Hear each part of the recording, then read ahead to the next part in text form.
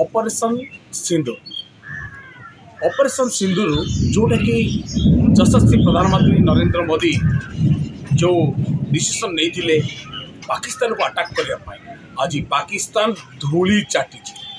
एवं पाकिस्तान हाहाकार होती मात्र केते घंटा युद्ध रे पाकिस्तान आज सर्वहरा हो जाए बुद्धि शिखी जदि आगामी दिन में जदि यही खुलताड़ करे यही कांड घटाए यही भूल करे ताले पाकिस्तान को कौन से प्रकार क्षमा दिज्वनी कहीं नरेंद्र मोदी जो डिसीजन नहीं ऑपरेशन सिंदूर आज सक्सेस होती सारा भारत कौन सारा पृथ्वीर जनसाधारण आज प्रशंसा कर नरेंद्र मोदी को एवं केत निंदा भी कर युद्ध जदि मूल जदि आतंकवाद को उत्पादन कर आतंकवाद को ध्वंस कर बहुत भल होता निंदा भी कर यशस्वी प्रधानमंत्री नरेंद्र मोदी को तेरे आम अच्छू आम टीवी आज अच्छी कंधमाल जिला रायकिया गोटे एमतिका भाईचारा सहर जोटि राजनीतिज्ञ कहले अध्यक्ष हम ना किंग मेकर जोटि उदयगिरी निर्वाचन मंडली जदि एमएल गठित हुए रायकिया ब्लॉक जहाँ को चाहिए ही माने एमएल करती से भाई रायकिया ब्लॉक पाई स्पेशल अच्छी एवं पॉलिटिकल रे गोटे गंताघर कहले अशक्ति हम ना आम बेरडाकिया चुनपल्ली पर्यंत आज समस्त चा खटी को गलु समस्त होटेल को गलु समस्त प्रकार दुकान को गलु आम ये लवली स्टूडियो अच्छी जोटि जनसाधारण मैंने आसती फोटो उठाई से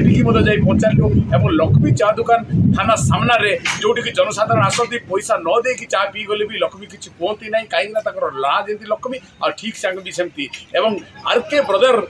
नुआ जो गोटे दुकान अच्छी ड्रेस दुकान से ड्रेस दुकान हवा ठार कि सुंदर भाव में चलती प्रत्येक दुकान को आम जा पहुँची जनसाधारण थे बुद्धिजीवी थे वरिष्ठ नागरिक थे सी मैंने ये ऑपरेशन सिंदूर उपर कौन कहते चलतु से आम बुझी ना ग्राम पंचायत सर जो ऑपरेशन सिंदूर जो युद्ध बंद है से आप मत मो मत ठीक नहीं जेहतु ऑपरेशन सिंदूर युद्ध बंद कर ठीक नाला आज जदि भारत वर्ष कांग्रेस यदि राहुल गांधी प्रधानमंत्री था पाकिस्तान उचित शिक्षा दे था समूले आतंकवाद ध्वंस करता सारा विश्व देखी था भारत दर मो ना लक्ष्मीकांत त्रिपाठी रायकिया पुलिस स्टेशन सामना तो कहना चाहूँगी ऑपरेशन सिंदूर आउ गोटे 4-5 दिन भल होता जदि पाकिस्तान टी दमन होता आम खुशी होता पाकिस्तान लोक कम संख्यक सन्तासवादी मले से दुखित युद्ध तो कौन समय मंगलकर नुहे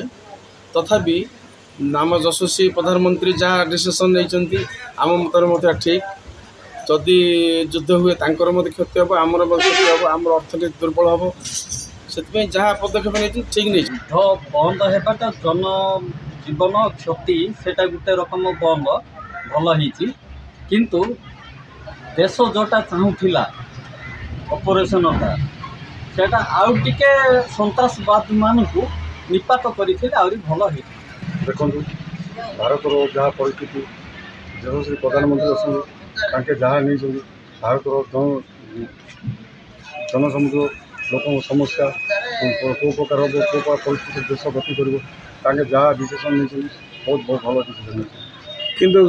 पाकिस्तान को बुद्धि शिखी भल होता बोली जनसाधारण कहते आपण मत कौन जनसाधारण तो कहे ना पाकिस्तान शिखा कथा बोले किंतु आम देखो भारत अर्थनैतिक विदेश परिस्थिति आम भारत जो प्रकार चली सब देखिए मोदी जी जहाँ नहीं बहुत भल पदक्षेप नहीं मतरे हमारा सुनिश्चित थिला किंतु जो उग्रवादी मान जो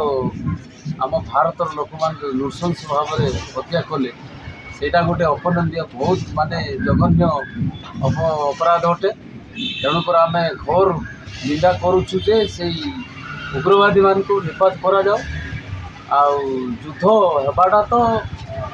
हेबा कथा थिला किंतु युद्धटा रही जाइए किंतु आमको मन शांति ना कहीं जो निरीह लोक को जो मरा हत्या कर गुली कर प्रतिवाद आउ से उग्रवाद मान को सफा कर नारायण प्रसाद महांती रायकिया एकल विद्यालय मुझे सभापति एवं रायकिया मु सरकार रही सर भारत माता की जय आज जो प्रकार भारत सरकार संग्राम कर आमर जो सैनिक रही बॉर्डर एवं काश्मीर रे रही आज आम बहुत दुर्लभ मान कर आज आम बोधे बंची न था ସାରା ଭାରତବର୍ଷ ଆଜି ତିଳତୋଳ ହୋଇ ଖତମ ହୋଇଯାଇଥାନ୍ତା। ଲହୁ ଲୁହାଣ ହୋଇ ଆମ ସୈନିକମାନେ ଦେଶ ପାଇଁ ବଳିଦାନ କରି ଯେଉଁ ନରେନ୍ଦ୍ର ମୋଦି ଆମକୁ ଏ ଦେଶକୁ ସାରା ବିଶ୍ୱକୁ ଗୋଟେ ଜଣାଇଛନ୍ତି ଯେ ଆମେ ଜନସାଧାରଣଙ୍କୁ ହତ୍ୟା କରୁନୁ, ଆମେ ଆତଙ୍କବାଦୀକୁ ହତ୍ୟା କରୁଛୁ। ମୋ ନାଁ ସାଗର ପଟ୍ଟନାୟକ, ରାଇକିଆ, କନ୍ଧମାଳ। କିନ୍ତୁ ଅପରେସନ୍ ସିନ୍ଦୁର ଗୋଟେ ବହୁତ ବଢ଼ିଆ ଆମ ନରେନ୍ଦ୍ର ମୋଦି କରିଛନ୍ତି। ଆଉ ଯାହାଫଳରେ କି ଯେଉଁ ପାକିସ୍ତାନରୁ ପଶି ଆସୁଥିଲେ ଆତଙ୍କବାଦୀ ଆସିକିରି ଯେଉଁ ବିଭିନ୍ନ ପ୍ରକାରର କାଣ୍ଡ ଘଟେଇ ଲୋକଙ୍କୁ ହଇରାଣ କରି ଲୋକଙ୍କୁ ମାରି ନିର୍ଦ୍ଦୋଷ ଲୋକଙ୍କୁ ଯେଉଁ ମାରୁଥିଲେ, ସେଥିପାଇଁ ବୋଲି ନରେନ୍ଦ୍ର ମୋଦି ଅପରେସନ୍ ସିନ୍ଦୁର କରିଛନ୍ତି। ଆଉ ବହୁତ ଭଲ କରିଛନ୍ତି ସିଏ। ଆଉ ଏ ଇଏରେ ପାକିସ୍ତାନର ଲୋକ ବୁଝି ଯାଇଥିବେ ଯେ ଆକ୍ଚୁଆଲ ଅପରେସନ୍ ସିନ୍ଦୁର କ'ଣ। ଯୁଦ୍ଧ ବନ୍ଦ ହେଇକି ଠିକ୍ ଅଛି ନା ହେଇଥିଲେ ଭଲ ହେଇଥାନ୍ତା? ଏ ଯୁଦ୍ଧ ଆମର ଯେତିକି ହେଇଛି ବହୁତ ବଢ଼ିଆ ହେଇଛି। ବର୍ତ୍ତମାନ ଏତିକିରେ ସେମାନେ ବୁଦ୍ଧି ଶିଖନ୍ତୁ। ମୋ ନାଁ ଗାୟକ ପ୍ରଧାନ। ସାର୍ ଏଇ ଯେଉଁ ଯୁଦ୍ଧ ବନ୍ଦ ହେଲା ସେ ଉପରେ ଆପଣଙ୍କ ମତ କ'ଣ? ଯୁଦ୍ଧ ତ ଭାରତ ପାଇଁ କ୍ଷତିକାର, ତଥାପି ଯାହା ପାକିସ୍ତାନ ନିଜକୁ ସର୍ବୋଚ୍ଚ ମନେ କରି ଭାରତକୁ ଆକ୍ରମଣ କରୁଛି, ଏଇଥିପାଇଁ ଭାରତ ବହୁତ ତାଙ୍କୁ କେତେ କ୍ଷମା ଦେଇ ଆସୁଛି। ତଥାପି